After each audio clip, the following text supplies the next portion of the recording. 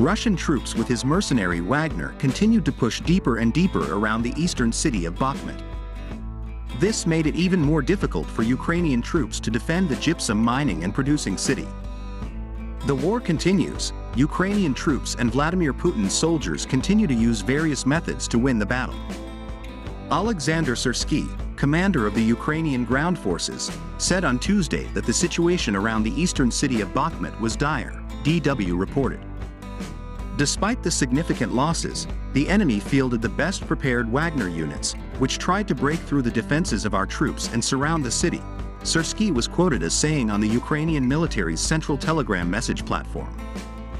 Russia's Wagner mercenary group has played a key role in Russia's invasion of Ukraine. The small mining town of Bakhmut has been the site of heavy fighting in recent weeks. Taking Bakhmut would pave the way for Russia to take control of urban centers in eastern Ukraine's Donetsk region, and would be Moscow's first major victory in months.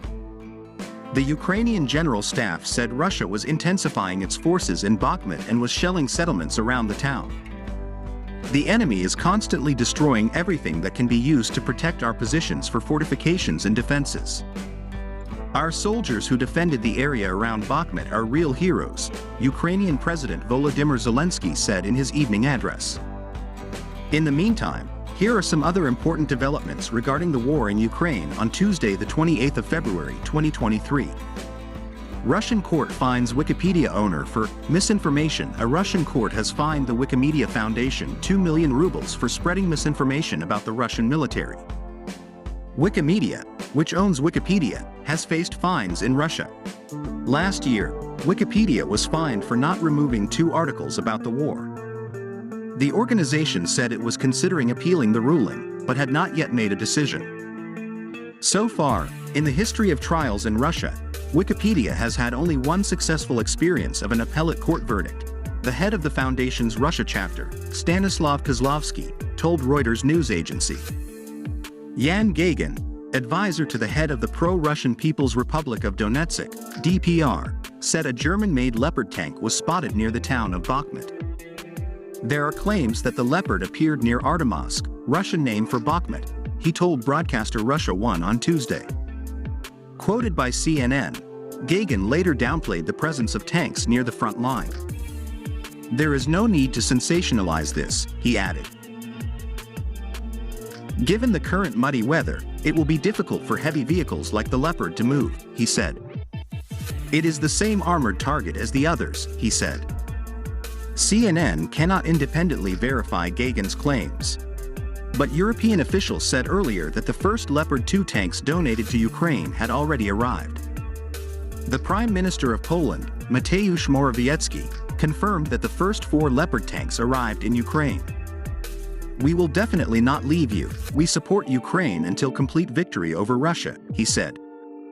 Morawiecki was seen standing beside Ukrainian President Volodymyr Zelensky during his visit to Kyiv to mark the first anniversary of the Russian invasion. Polish and Ukrainian soldiers are seen in Leopard 2A4 tanks during training at the Swятошów military base in Swятошów, western Poland on February 13, 2023. Wojtek Radwanski, AFP. It was a matter of time until Bakhmut fell into Russian hands. In separate comments, Gagin said Russian troops were in control of the route to Bakhmut. It's only a matter of time until the city falls into Russian hands, he said. Now the fighters are working in the city, almost in the central district. They have approached it, he added. There is almost complete control over all routes where either new fighters for rotation, ammunition or new equipment can be brought in, he said. It is clear that Ukraine has lost Artemovsk, Russian name for Bakhmut. The only question is when that will happen, Gagin added. Russia reports failed drone strike. The Russian Defense Ministry accused Kyiv of launching attempted drone strikes against civilian infrastructure targets in 2 areas of southern Russia. The ministry said the alleged attack had failed. Overnight, the Kyiv authorities attempted to use unmanned aerial vehicles to attack civilian infrastructure facilities in the Krasnodar and Adygea regions, the ministry said in a statement. The ministry added that an anti-drone defense system had repelled the attack. Both drones lost control and deviated from their flight paths. One fell into a field, the other, deviating from its trajectory, did no harm to its intended target, he said. Prior to the ministry's statement, Russia's state news agency had reported a fire at an oil depot in the Krasnodar region, about 240 kilometers southeast of the Crimean Peninsula. Earlier on Tuesday, Russia's Ministry of Emergency Situations said several regional television and radio stations broadcast air raid warnings following the hacking attacks. According to Russian media, warnings were broadcast in the Belgorod and Voronezh areas which border Ukraine. As a result of the hacking of the servers of radio stations and TV channels in several areas of the country, information about air raid warning announcements was broadcast, the ministry said in a statement. This information is wrong and does not correspond to reality, he added. The ministry said the same cyber attack triggered air raid sirens across Russia last week. NATO head says Ukraine will join in long-term. NATO Secretary General Jens Stoltenberg said Ukraine will become part of NATO in the future. But he emphasized that Ukraine needed to win as an independent, sovereign nation in the face of a Russian invasion. NATO allies have agreed that Ukraine will become a member of our alliance, but at the same time it is a long-term perspective, Stoltenberg told reporters during a visit to the Finnish capital, Helsinki.